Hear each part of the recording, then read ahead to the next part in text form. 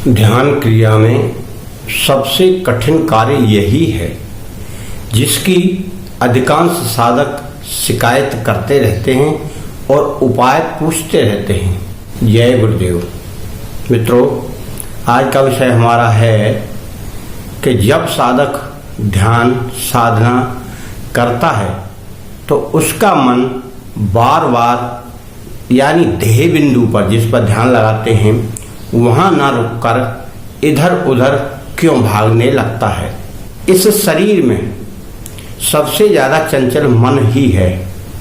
और मन चंचल क्यों होता है कि एक तो ज्ञानेंद्री, एक कर्मेंद्री।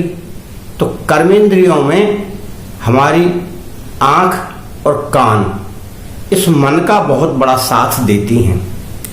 यानी जो कोई बात हमने सुनी, फौरन हमारा मन कहेगा कि देखो वहाँ क्या हो रहा है, क्यों हो रहा है, क्या बात हो गई। तो ये तो कान की जो इंद्रियां हैं वह आपको मन का साथ लेकर चल देती हैं।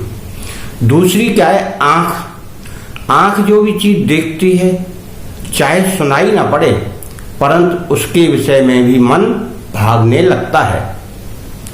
तो इन दोनों पर नियंत्रण करना चाहिए व्यक्ति को, तो थोड़ा सा मन कंट्रोल में होता है।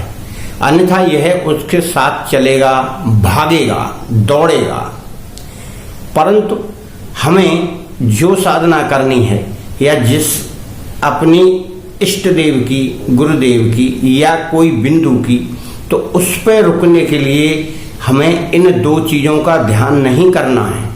हमें केवल उस वस्तु को, उस केंद्र बिंदु को या उस किसी फोटो को या मूर्ति को हमें देखना है। अब देखने का तरीका दो तरीका है। एक तो हम इस तरह आंख बंद कर लेते हैं, हाथ जोड़ लेते हैं, देखना शुरू कर देते हैं कि हमारा इष्ट देव या बिंदु कहाँ है। दूसरा हमारा यह है कि हम इस तरह आंखें खोलकर उसको देखने लगते हैं। और जाप अलग बात हो गई, जाप हम कर रहे हैं। तो ये दो तरीके आपने देखे, परंतु एक तरीका और है। उसमें आपको क्या करना है, अपनी आधी आंखें खोल के रखना है ऐसे, और आप अगर फोटो मूर्ति के सामने बैठे तो आप उसी को देखें और जिसका आप जाप कर रहे हैं उसे बराबर करें। और यदि आपके सामने कोई ना फोटो है ना कोई मूर्ति है, तब भी आप इसी तरह आँख खोल लें और उसको देखें,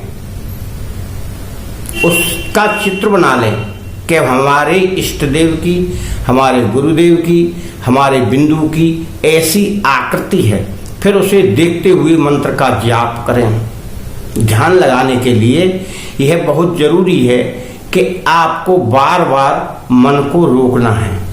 रुकेगा ऐसे ही, अगर आप आंखें बंद कर लेंगे तो मन बहुत तेजी से इधर उधर भागेगा, क्योंकि वहाँ उसे अंधेरा दिखाई पड़ता है। परंतु जिन लोगों को प्रकाश दिखाई देता है, या तो भक्ति में दिखाई देगा या फिर उन्हें वैसे यहाँ अंदर में सहस्त्रार में प्रकाश दिखाई देगा, या हृदय में प्रकाश दिखाई देगा, या किसी भी चक्र में दिखाई देगा, तो उनका ध्यान नहीं भटकता, उनका उस बिंदु पर जाके टिक जाता है। परंतु जो व्यक्ति आंख बंद करके ध्यान कर रहा है, उसे तो कुछ भी नहीं दिखाई दे रहा, तो उसका मन भटकेगा, जाएगा अंधेरे में कहीं ना कहीं। या तो आपकी कोई समस्या होगी, कल की, रात की, दिन की, या किसी से कोई वार्तालाप हो गई होगी, या आपको कहीं जाना होगा, उस तरफ वह भागेगा, क्योंकि वह विचार आपके मन में तुरंत आने लगते हैं अंधेरा होते ही। इसलिए हमने काले बिंदु की जो त्राटक की विधि बताई है, वह इसलिए बताई है कि अंधेरे से उजाले की ओर कैसे जाना है। वह काला बिंदु आपको इसमें बहुत सारी मदद करेगा।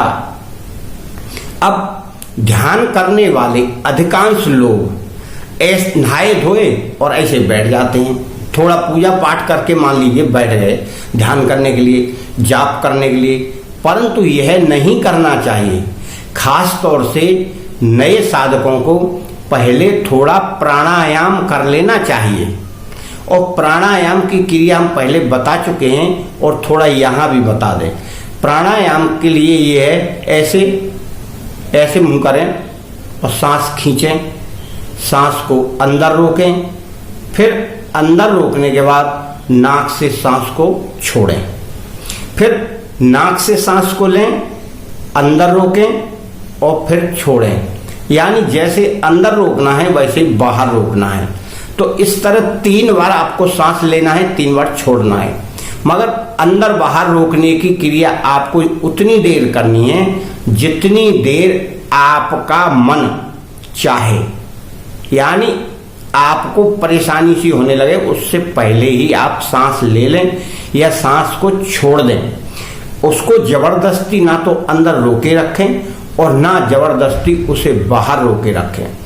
तो इन क्रियाओं से आपकी नाड़ी संस्थान, वायु का संस्थान शुद्ध होगा। जो आपके मन में विचार आएंगे उन्हें वह रोक कर आपके ध्यान पर, यानी केंद्र बिंदु पर जहां आप ध्यान लगाते हैं वहां लेकर आएगा।